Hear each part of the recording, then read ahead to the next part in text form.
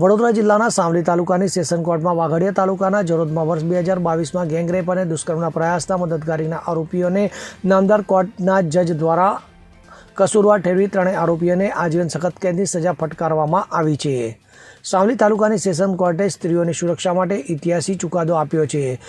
31 October વર્ષ 2022ના રોજ જરોદની ભોગ બનનાર યુવતી રાત્રિના 10 વાગ્યાના અરસામાં પોતાના ઘરેથી નીકળી જરોદ વડોદરા રોડની બાજુમાં સર્વિસ રોડ પર ચાલતી હતી। તે સમયે એક બાઇક લઈને આવેલાએ ભોગ બનનાર યુવતીને પાડી દઈ તેનો મોબાઈલ ફોન જૂટવી નાસી ગયા હતા। પછી થોડા વારમાં પરત આવી બાઇક લઈ આવેલા ત્રણેય યુવતીને લઈ જઈ છરો બતાવી તેની સાથે દુષ્કર્મ આચર્યું હતું। તો બે આરોપીઓ પણ ભોગ બનનાર સાથે દુષ્કર્મ કરવાની તૈયારીઓમાં હતા। તે વખતે ભોગ બનનારની બૂમો સાંભળી પસાર થતા યુવકે ઘટના સ્થળે આરોપીઓ સાથે ઝપાઝપી કરી હતી અને સ્થળ પર મોટરસાયકલ અને છરો મૂકી આરોપીઓ નાસી ગયા હતા, જેની ફરિયાદ જરોદ પોલીસ મથકે નોંધાઈ હતી। તો પોલીસે આ આરોપીઓને ઝડપી પાડી જરૂરી પુરાવા એકત્રિત કરી કેસની ચાર્જશીટ સાવલી તાલુકાની સેશન કોર્ટમાં રજૂ કરતા તાલુકા સેશન કોર્ટના સરકારી વકીલ સીજી પટેલની ધારતા દલીલોને ગ્રામ્ય રાખી સેશન કોર્ટના નામદાર જજ જે ઠક્કર દ્વારા આ ગુનાના ત્રણેય આરોપી એક સંજયભાઈ ભાનુભાઈ ચુડાસમા, બે પ્રવીણ ઉર્ફે ચીકો અર્જુનભાઈ સોલંકી અને ત્રણ વિઠ્ઠલ ઉર્ફે અજય ભાણજી સોલંકી આ ત્રણેય આરોપીઓ રહેવાસી સુરત શહેરનાઓને આજીવન સખત કેદ એટલે કે કુદરતી નિત્યક્રમ મુજબ જીવન જીવે ત્યાં સુધી સખત કેદ તેમજ રૂપિયા 1 લાખનો દંડ ફટકારવામાં આવ્યો છે।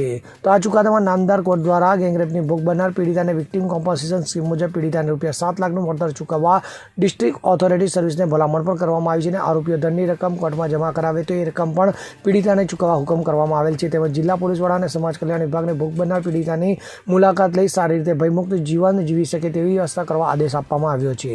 તારીખ 31/10/22ના રોજ જરોદની ભોગ બનનાર યુવતી રાત્રિના 10 વાગ્યાના અરસામાં તેણીના ઘરેથી નીકળી જરોદ વડોદરા હાઈવે રોડની બાજુમાં આવેલા સર્વિસ રોડ પર ચાલતી નીકળેલી હતી। દરમિયાન એકાએક સામેથી એક બાઇક લઈને 3 ઈસમો આવેલા અને ભોગ બનનારને અથાડી દઈ પાડી દઈ તેની પાસેનો મોબાઈલ ઝૂંટવી લઈ ભાગી ગયેલા। થોડી વારમાં ફરીથી આ ત્રણેય જણા દુષ્કર્મ કરવાના ઈરાદેથી પરત યુવતી પાસે આવી ફરીથી ભોગ બનનારને ઉચકી જઈ જાડી જાખરામાં લઈ જઈ ગંદા નાળાની પાસે ભોગ બનનારના છરાની અણીએ કપડાં ઉતરાવી તેની સાથે એક આરોપી સંજય ભાનુભાઈ ચુડાસમાએ દુષ્કર્મ કરેલ અને તેની સાથેના બીજા 2 આરોપીઓ પ્રવીણ ઉર્ફે ચીકુ અર્જુન સોલંકી તથા વિઠ્ઠલ ઉર્ફે અજય ભાણજી સોલંકી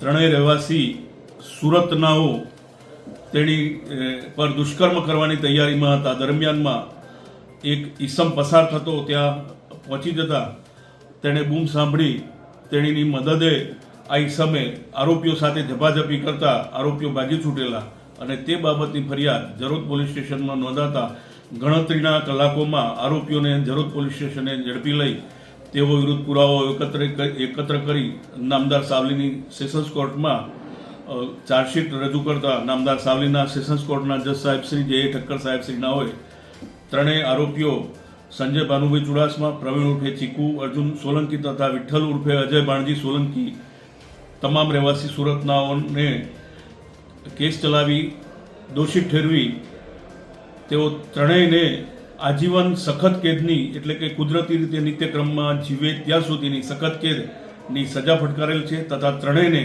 રૂપિયા 1 લાખનો દંડ ફટકારેલ છે। તેમજ લૂંટ તથા ધમકી અને બળજબડીના ગુનામાં પણ 3000 અને 5000નો દંડ તથા 3 વર્ષ અને 5 વર્ષની સજાનો હુકમ કરેલ છે। આ ચુકાદો સ્ત્રીઓની સુરક્ષા માટેનો ઐતિહાસિક ચુકાદો છે અને આવા ચુકાદાઓ જો ગેંગરેપ લગતા એક દાખલારૂપ ચુકાદાઓમાં નામદાર કોર્ટે ભોગ બનનાર પીડિતાને રૂપિયા 7 લાખનું વિક્ટિમ કોમ્પન્સેશન પણ ચૂકવવા ડિસ્ટ્રિક્ટ લીગલ સર્વિસ ઓથોરિટીને ભલામણ કરેલ છે।